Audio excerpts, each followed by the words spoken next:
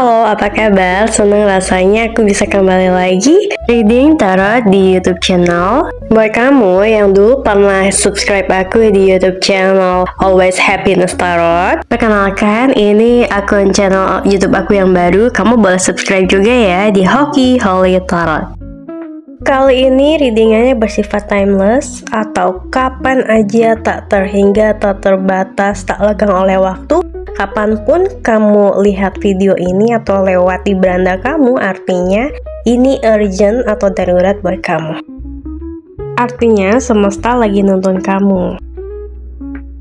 Yuk kita cari tahu apa yang lagi dipikirin sama si dia saat ini tentang kamu. Di sini kamu lagi marahan ya? Atau lagi berantem, atau saling silent treatment, udah nggak ada gairah, dan LDR juga ya. Dia di sana lagi nggak baik-baik aja sih keadaannya. Dia juga lagi galau banget, lagi depresi banget, lagi anxiety banget. Bahkan di sini ada yang ketika tidur atau bangun tidur dia tuh langsung tremor gitu badannya. Menggigilnya bukan karena kedinginan tapi karena anxiety itu, depresi banget, sampai ada yang mukul-mukul kepala, mukul dadanya sendiri, mukul dirinya sendiri. Hari-harinya dia selain bekerja itu atau aktivitas pagi sampai siang ke sore, dia di malam hari banyak banget merenungi nasibnya dan juga merenungi kesalahannya sama kamu. Dia sangat memahami dan tahu banget kalau kamu tuh di sini nggak salah. Dia menyesal banget kemarin-kemarin itu udah bikin kamu sakit. Jadi konflik kamu, dia dan mereka itu adalah antara keluarganya dia, sahabat-sahabatnya dia, lingkungannya dia, dan kamu. Jadi dia di sini sadar dan paham banget kalau keluarganya dia itu toksik dan kamu ini positive vibes dan korban. Tapi sayangnya dia kemarin nggak ada di pihaknya kamu dan kamu di sini ngerasa diserang sama mereka dan sama pasangannya kamu sendiri. Dia juga udah sadar banget kalau kemarin itu dia udah dimanipulasiin sama si seseorang ini yang untuk nyerang kamu. Dia di sini benar-benar kacau banget sih. Benar-benar depresi. Dia hilang arah. Dia bingung antara harus memilih kamu atau memilih mereka. Memilih kamu, ya dia mau gak mau harus kehilangan keluarganya atau sahabatnya atau lingkungannya. Kalau dia memilih keluarganya atau lingkungannya atau sahabat-sahabatnya, ya dia juga kehilangan kamu. Tapi di sini dia nggak mau kehilangan keduanya. Tapi dia kebingungan harus gimana. Jalan tengahnya dia nggak nemu. Cuman fatalnya di sini dia ada pemikiran solusi dari permasalahannya dia tuh ya harus mengakhiri dirinya. Alias bundir. Bahaya sih. Jadi konflik di dalam pikirannya dia saat ini tuh ada beberapa macam ya. Satu, keluarganya yang toksik. Dua, lingkungannya yang kurang support ke dia. Tiga, tentang pekerjaannya yang bener-bener udah bikin dia ngedown parah, udah bener-bener bikin dia burn out. Kemudian kamu. Itu hal-hal yang sulit untuk dia lepaskan, untuk dia hindari. Ya, kamu harus hati-hati deh guys. Mungkin coba deh kamu yang turunin egonya kamu untuk datengin dia, atau mungkin kamu bisa lah ya minta tolong ke orang terdekatnya dia untuk mantau dia gimana.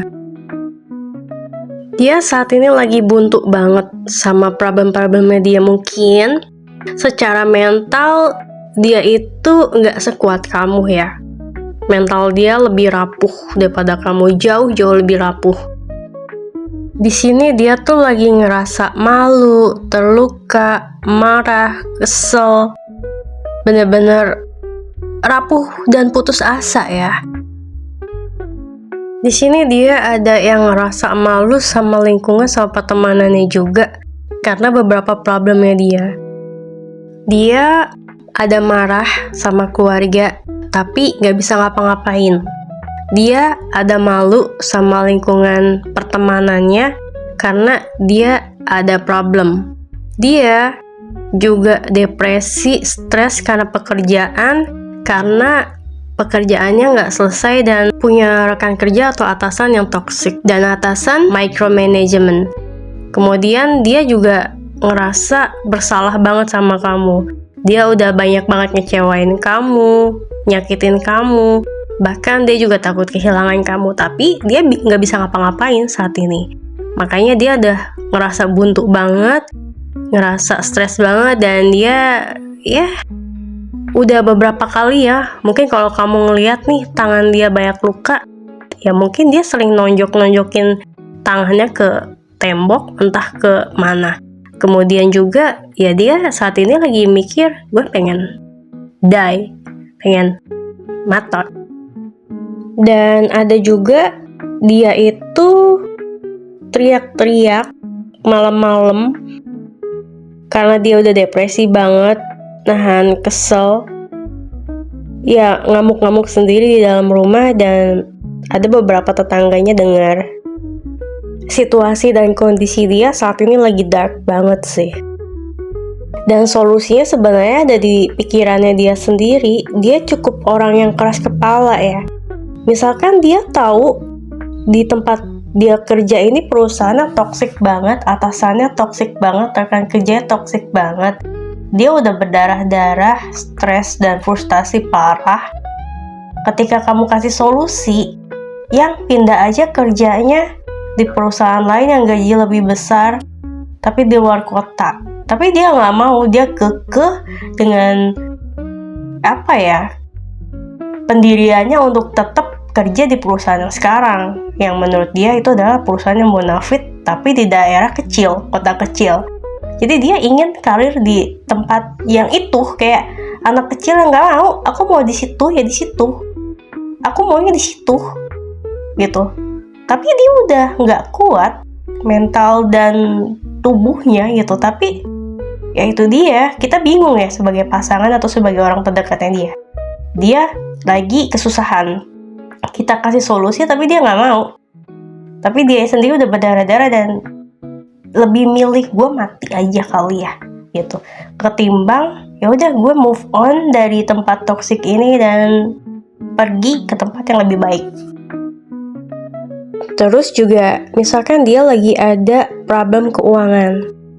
Nah, misalkan kamu mau bantu dia, cuman ada 1 juta, sedangkan problem keuangan dia misalkan 10 atau 20 juta.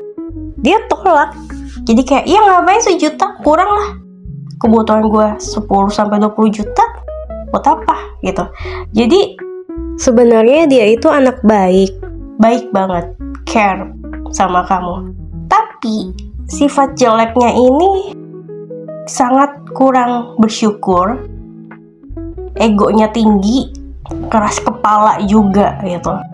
Jadi orang lain tuh mau ngasih dia solusi, mau bantu dia tuh bingung.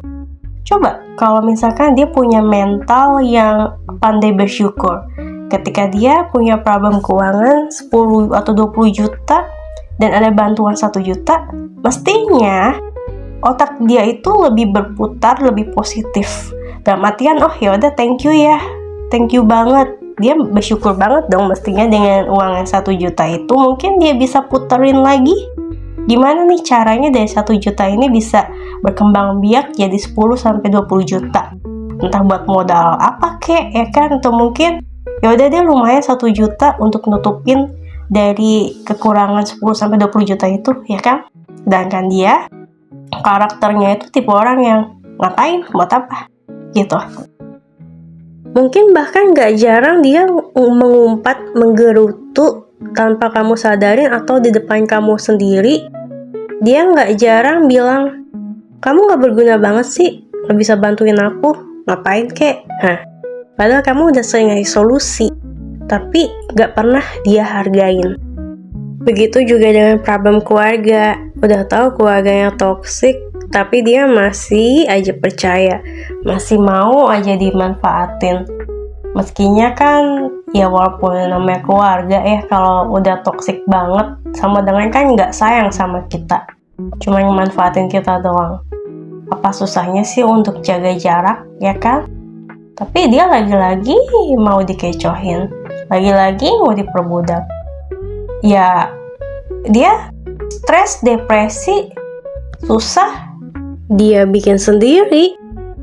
Aku nggak ngerti ya, ini termasuknya watak bener-bener basic wataknya dia, atau mungkin memang karena karakter yang dia belum paham, nggak pernah diajarin atau nggak pernah dididik sama orang tuanya semasa kecil, jadi dia tumbuh dewasa yang wataknya seperti ini gitu. Jadi ada orang ya kelakuannya mungkin kurang baik karena dia nggak ngerti kalau itu salah dan nggak pernah dituntun sama orang tuanya kalau itu tuh nggak benar, nggak baik. Jadi jangan kayak gitu, ya kan? Ada yang karakternya itu buruk, memang basic, dan itu seumur hidup nggak akan bisa berubah gitu. Kalau menurut aku ya, dibaca dari kartu ini, betternya kamu ngasih kesempatan deh buat dia. Tapi sekali aja kali ya. Kasih kesempatan buat dia berubah, kamu tuntun, kamu nasehatin, kamu didik. Coba deh dia bakalan paham nggak sama kehidupan. Kalau dia paham dan bisa berubah lebih baik, lebih dewasa, ya artinya itu hanya karakter dari karena didikan orang tuanya yang nggak paham. Tapi kalau misalkan susah banget nih orang untuk dilurusin pas dia bengkok gitu kan, ya berarti artinya itu karakter basicnya dia seburuk itu, susah untuk diubah, sampai tua bakal menggelin. Terkadang ya, nggak cewek nggak cowok ketika pengen punya pasangan tuh sebenarnya pengen punya pasangan yang nurut loh. Yang nurut itu bukan berarti takut istri atau takut suami, tapi melainkan ketika pasangan kita salah tuh, ketika kita ingatkan, ketika kita nasehatin, mereka bisa diajak kompromi dan nurut gitu. Bukannya keras kepala. Kadang kalau orang yang terlalu keras kepala tuh susah dibikin sendiri, stres dibikin sendiri, maunya terkungkung di situ aja gitu. Udah tahu itu ada tai gitu kan, lu ngapain di situ? Udah tahu tai itu bau, ngapain gak mau pergi, terus suruh tainya yang pergi gitu. Kali tai punya kaki, aneh. Sorry guys, kok aku jadi kebawa emosional ya sama bacaan kartu ini. Guys, kalau kamu ngerasa resonate sama bacaan kartu intuisinya aku, jangan lupa subscribe ya. Komen juga boleh, like apalagi biar ninggalin jejak. By the way, thank you ya udah nonton sampai habis. See you and bye-bye.